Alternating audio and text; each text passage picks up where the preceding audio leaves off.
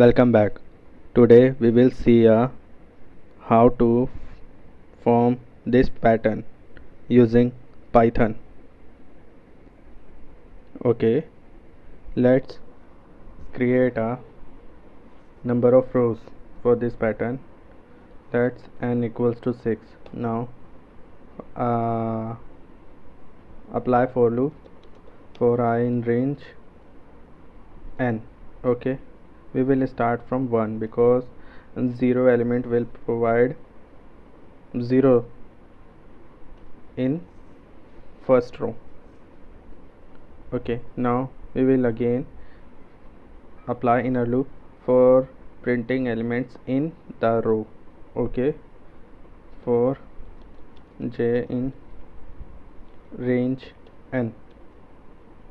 Yeah, we will print element in row 1. For that we have to print one element in row 1.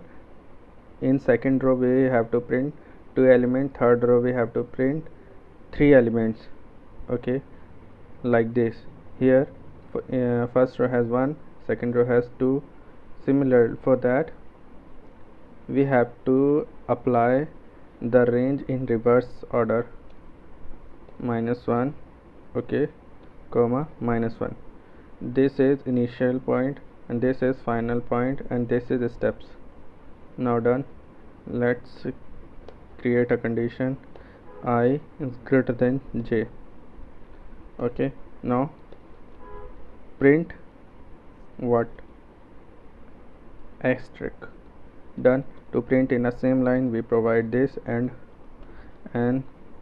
else, not else, here we provide if condition failed we have to print space. Okay, done here. And to print in a same line we provide and here. Now let's see what we have in the output. Okay, we have problem here. Yes, to print next row we have to provide print function. Done here. See, we obtained our pattern. That's all.